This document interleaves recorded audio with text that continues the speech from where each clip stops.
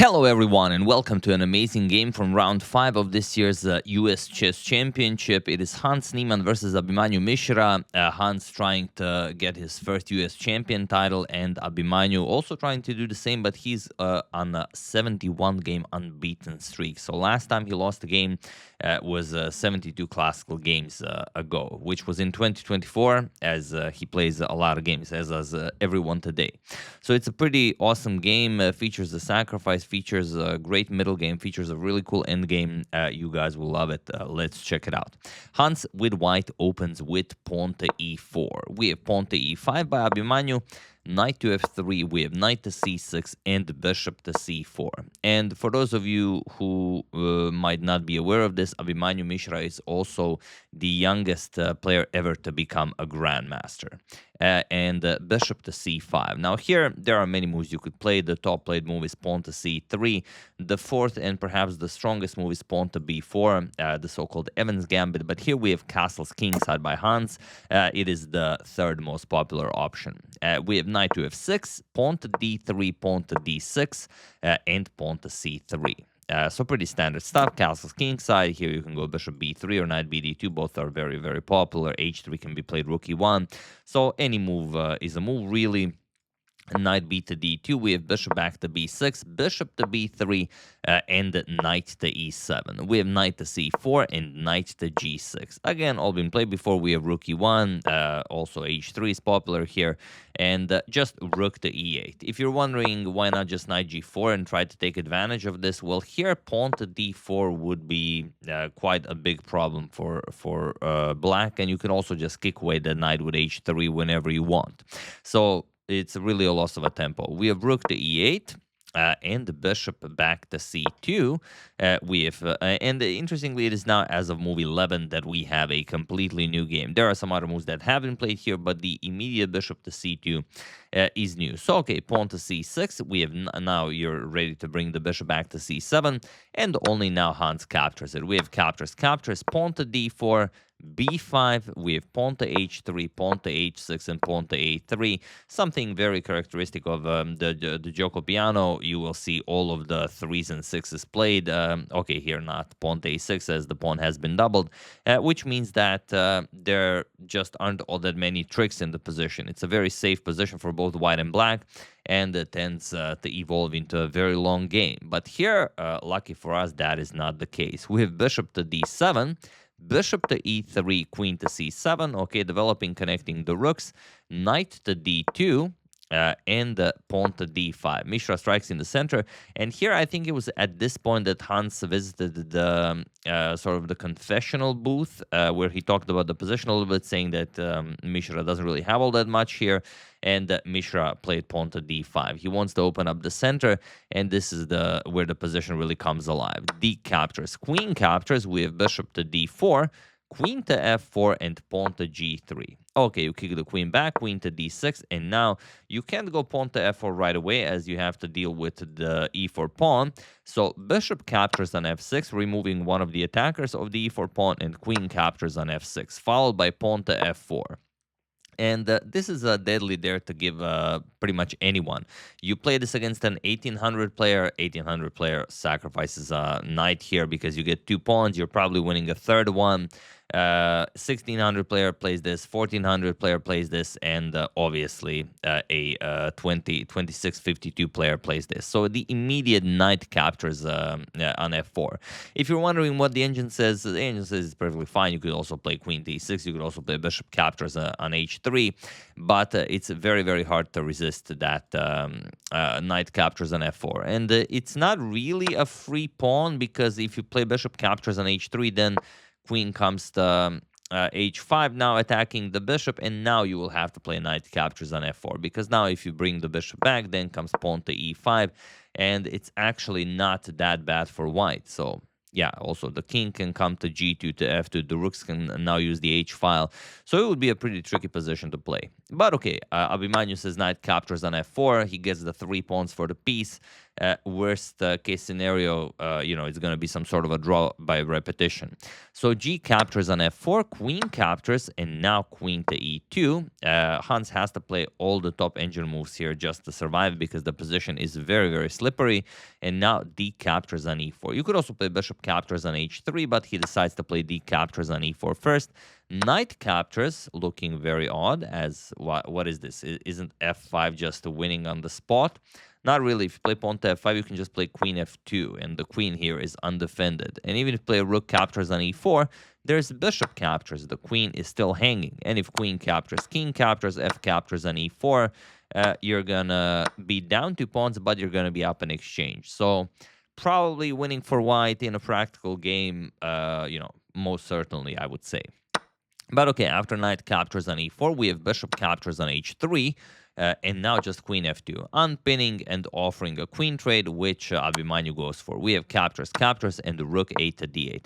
And this is what Abhimanyu got for his knight sacrifice. He has 3 connected pass pawns on the king side for a piece, which is, compensation in itself.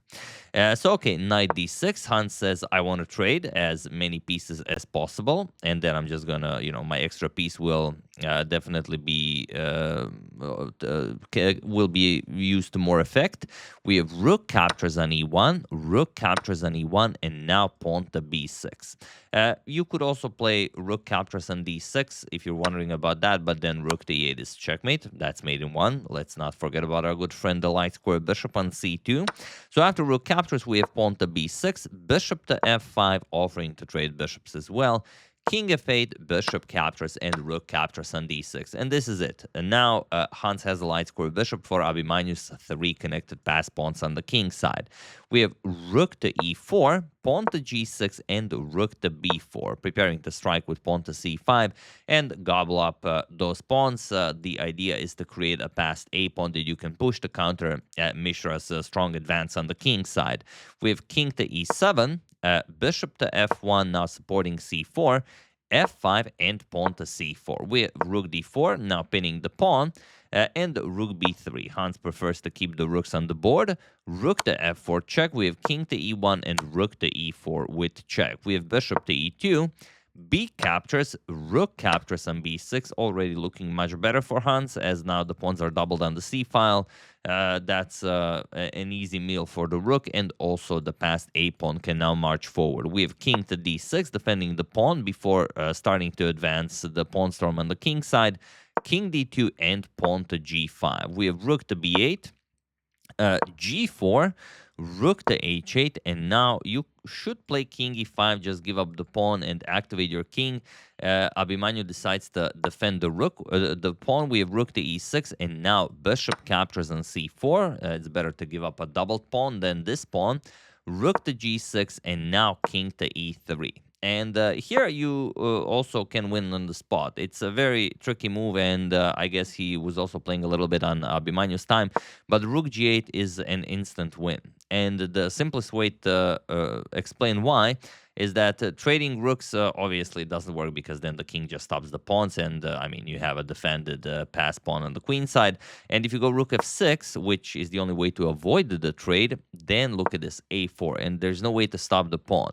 King c7, b4, f4, a5, f3, a6, and now after king to b6, you can even go for rook g7, and there's no defense. Rook b7 will be checkmate, however you play it. c5 will prolong a little bit, but not by much. So after rook g6, king to e3 by Hans. He gets his king in to help out with the advancement of the pawns. f4 check, and now king to f2. If you play king captures on f4, then this can be a problem. It's still a draw, but yeah, you have to be very precise. We have king f2 by Hans, g3 check, king to g1, and king to e5. Rook to e8 with check, king to d4, and now bishop to e2. We have pawn to c5, pawn to a4, and pawn to c4. We have rook to d8 with check, king to e3, and bishop captures on c4. Now Hans also with the 2 connected pass pawns on the queen side, f3, and now look at this, rook to d3 check, king to e4, And now, how do you play this? Rook d7 would be best, but still a very tricky position with Mishra having 5 minutes on the clock. Hans advances the pawn to a5, where you can still sort of fight with pawn to h5, but Abhimanyu played pawn to g2, and now Hans is completely winning. And this is one of the 3 pause the video moments I will let you guys solve. Maybe I'm gonna even make it 4, we'll see. What do you play this? Only one way to win the position for white, for Hans, while I give you a couple of seconds. The move is rook to d1, believe it or not. And the trick is that now f2 check, king captures, you have, well, just a firm grip on the g1 square, and there is no promotion of the g pawn. So here after rook d1, king to e3, rook e1 check, and now king f4. If you go king to d2, then just king to f2, and everything is nicely stopped. Again, g1 is covered. So after rook e1 check, king to f4, dreaming of king g3 and f2 checkmate. But now Hans plays again the only move that wins. Do you see it? That is the question. Just pause the video whenever you want. As like I said, I cannot stop you. Yes, bishop to d5, spectacular, because now g3 is met with rook e3, you pin the pawn, and after rook f6, you just trade everything. Captures, captures, captures, captures, a7, a6, a7, a8, and that, you get a queen and easy win. So after bishop to d5, rook to g5 was played, attacking the bishop, and if the bishop moves, you're going to pick up the a5 pawn. Again, only one move winning for Hans, and now I'm sure you know which one it is. Of course, it is bishop captures on f3. Beautifully played. King captures, and now rook to a1. Just putting the rook behind the passed pawn. But now look at this. King e4, b4, and king to d5. I don't know if any of you ever think about this, but the chessboard is really the only place in the universe where the distance traveled on the side is the same as distance traveled diagonally. So I think that's really, really awesome. Even though it's longer distance, you actually travel at in the same amount of moves, or as we say in chess, it takes you the same amount of time. b5, king to c5, and now pawn to b6. We have king to c6 and rook to c1 check. King to b7, rook to c7 with check, king to a8, and now pawn to a6. Rook to g8, you have to guard against checkmate, as the pawns are covering all of the squares in front of the black king. Rook h7, attacking the pawn, and pawn to h5. But now Hans just gobbles up everything. Rook captures on h5. That rook can never move, as he's getting checkmated, and Abhimanyu can only hope for some sort of a stalemate here. Rook to b8, we have rook to h6, defending the pawn, rook to g8, and now just rook to h7. We have king to b8, rook to h2, attacking the pawn, and now king back to a8, followed by rook captures on g2. And you cannot trade rooks. It's not stalemate. The king always has that b8 square. So rook to b8, and now we have rook back to g6, defending the pawn, rook to d8, and now it's time to get the king over to the queen side to help out. We have king f2, rook to e8, cutting off the white king, but it's only temporarily. King f3, king to b8, we have king f4, king a8, king f5, rook to b8, as okay, the king will come all the way up, and then the rook will have to move, and then you're gonna go queenside. King to e5, and now rook to f8. We have king to d5, king to b8, and now king to c6, king to a8, and rook to g5. Hans finds the quickest and cleanest way to win the game. Rook to h8, and now king to b5. We have rook to d8, rook to c5, and now look at this beauty. Rook to h8, and Hans finishes it off with a beautiful rook to c8 check. He sacrifices the rook. Rook captures b7 check, king to b8, and now how do you win? There's only one move that wins the game, so be careful what you play. While I give you a couple of seconds. Yes, it is king to b6. The only move that wins, as a7 checkmate is unstoppable. You can play something like rook to c6 check, but of course Abhimanyu is not that kind of a player. He played it with, elegantly. He congratulated Hans. He just played rook to c7, and he allowed the mate in one. Hans played a7 checkmate, and he won this, very, very incredible game in 85 moves. So yeah, beautifully played by Hans. As he said, it's not the first streak he ended in St. Louis. He takes Abhimanyu Mishra's 71 game unbeaten streak, and if you remember in 2022 in the Singfield Cup, I think it was round 3, he ended Magnus Carlsen's 53 game unbeaten streak. So there you have it, the ender of streaks, Hans, Moke, and Niemann. Joining the leaders after 5 rounds of chess in the US Chess Championship. And we're going to discuss the standings, but I'm going to show at least one more game from this round, and then we're going to check out the standings, not to spoil it for anyone. You guys might be interested in, what happened in the other games as well. So stay tuned for that. So hope you enjoyed it. I would like to thank Ulrich Tini, Gerard St. Pierre, The Word Weird, Brazos Valley Chess Society, and Francesco Corradi for your contribution to my channel. Thank you a lot. I really appreciate it. As usual, you can check 2 of my previous videos here. Thank you all for watching, and I will see you soon, continuing to check up on your wonderful suggestions and whatever else happens in the chess world. Thank you all. I will see you soon, and have an excellent rest of your day. And if you still haven't, download Lotus Chess. First link in the description below, and prepare for every game to play, at the absolute best of your ability, not playing engine lines that, mean nothing, but really learn how to sacrifice material and try to get playable positions that a human actually understands. Try it out. It's awesome. First link in the description below. See you soon.